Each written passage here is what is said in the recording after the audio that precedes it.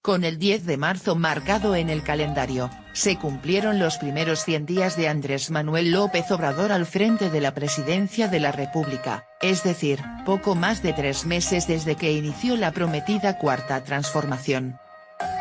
Y aunque en cada mañanera y mitin de fin de semana, en todas las plazas del país, ha anunciado que en la nación inició una etapa de conciliación y fraternidad, el presidente ha protagonizado actos controversiales que detonaron los resortes en distintos sectores del país. Te presentamos cuáles han sido las acciones controvertidas de López Obrador a 100 días de gobierno.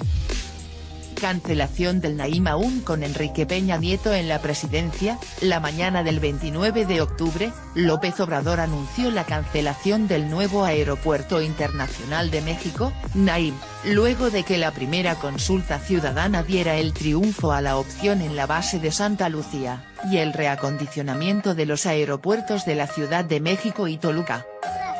Ante el inmediato desconcierto de líderes empresariales como Juan Pablo Castañón y Gustavo de Hoyos, el presidente garantizó que se respetarían los compromisos en contratos e inversiones, y coronó el polémico acto informando que el gobierno de Francia entregó un dictamen para reforzar la viabilidad de la operación de los dos aeropuertos.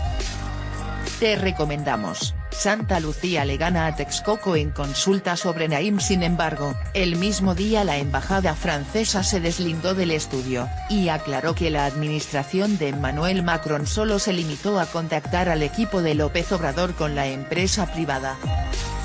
Mientras la obra de Texcoco está detenida en totalidad, aquella luna de miel y el efímero matrimonio entre el mandatario y empresarios, expresada así por el jefe de la oficina de presidencia, Alfonso Romo, se rompió. Incluso a finales de febrero el funcionario declaró en entrevista con Milenio que algunos grupos de la IP se distanciaron del gobierno tras la decisión de cancelar el Naim.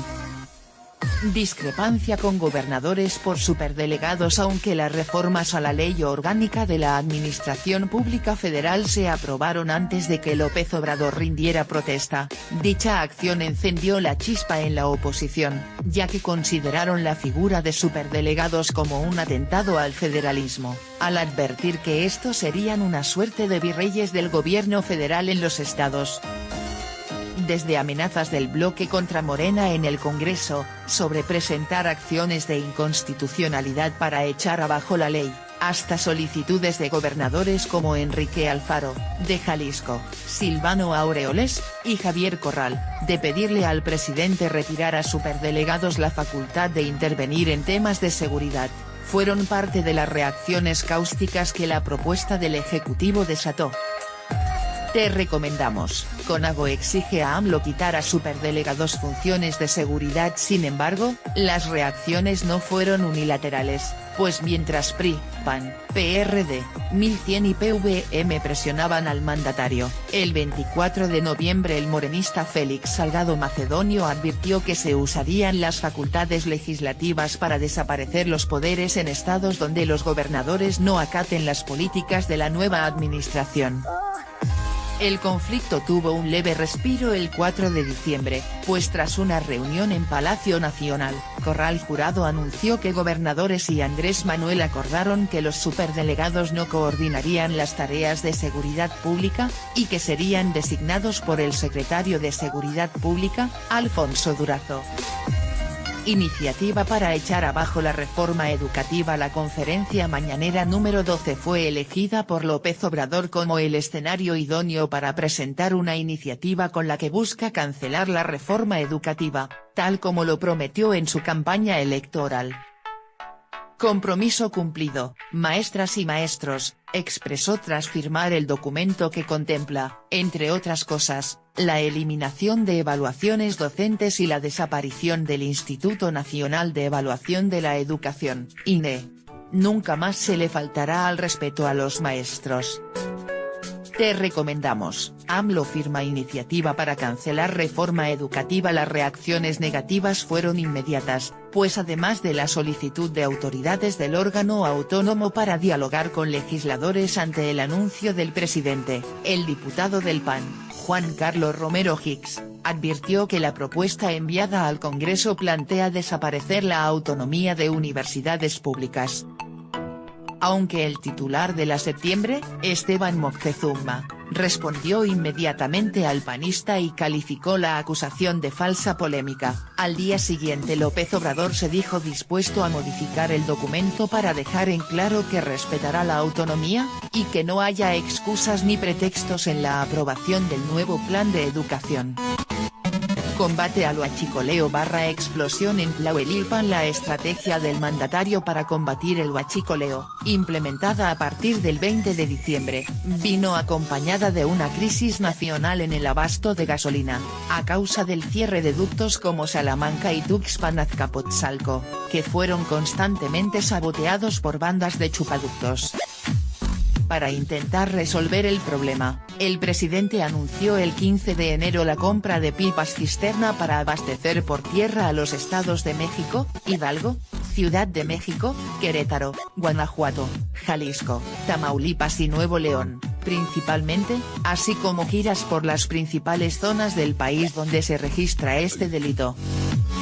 Sin embargo, 3 días después ocurrió una explosión en Tlahuelilpan, Hidalgo, por una toma clandestina en un ducto de Pemex, cuyo saldo de muertos ascendió a más de 130, sin que hasta ahora haya un avance en la investigación pericial por parte de la Fiscalía General de la República.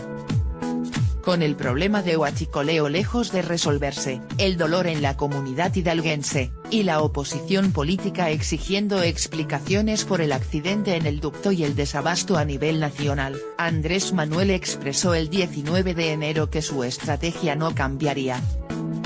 Creación de la Guardia Nacional. Otro de los asuntos que causó ámpula fue la propuesta presidencial de reformar la ley, y crear una corporación integrada por elementos de policías naval, federal y militar, cuya principal encomienda será la seguridad pública, motivo por el que la oposición, y organizaciones civiles acusaron al gobierno de intentar militarizar al país, pese a la promesa de regresar a las Fuerzas Armadas a sus cuarteles.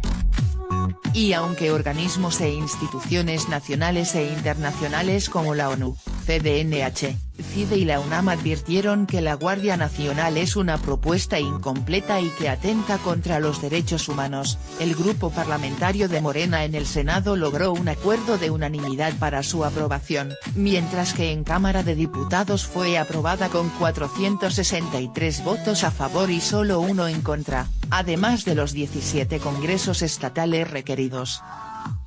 Te recomendamos, ¿qué estados no han aprobado la Guardia Nacional? Sin embargo, para afianzar este acuerdo, el Ejecutivo tuvo que ceder y aceptar que la nueva institución tenga un mando civil, esté adscrita desde el principio a la Secretaría de Seguridad Pública, y no a Sedena, como se planteó en un principio, así como un plazo de 5 años para que las Fuerzas Armadas regresen a sus tareas de seguridad nacional.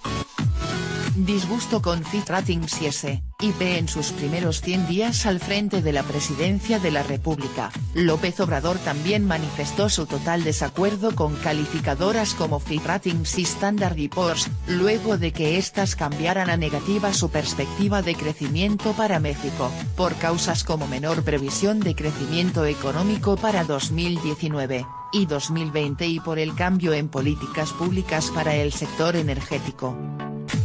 Desde el templete de Palacio Nacional, el presidente ha expresado en sus mensajes mañaneros que los gobiernos neoliberales son responsables de las estimaciones negativas, al tiempo de asegurar que hay charlatanes en las calificadoras, y cuestionar sus posturas durante los sexenios de Vicente Fox y Felipe Calderón. El desacuerdo del gobierno actual con la opinión de especialistas dista de culminar, al grado que, incluso, Morena en el Senado anunció una iniciativa para que la Comisión Nacional Bancaria y de Valores, CNBV, revoque el permiso de calificadoras que atenten contra la estabilidad del país, aunque la misma fue frenada por su coordinador parlamentario, Ricardo Monreal. Recorte a estancias infantiles y refugios para mujeres. El conflicto se desató luego de que el presidente anunció una reducción presupuestal y cambio en el método de entrega de recursos para beneficiarios de estancias infantiles y refugios para mujeres violentadas, bajo el argumento de que existe corrupción en el funcionamiento de las mismas.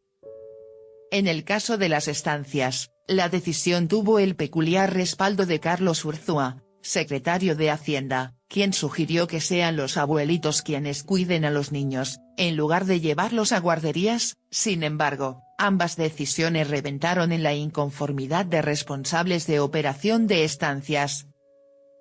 educadoras, legisladores de oposición, grupos feministas e incluso autoridades eclesiásticas, que han exhortado a López Obrador a mantener el apoyo en las estancias y a no desaparecer los refugios.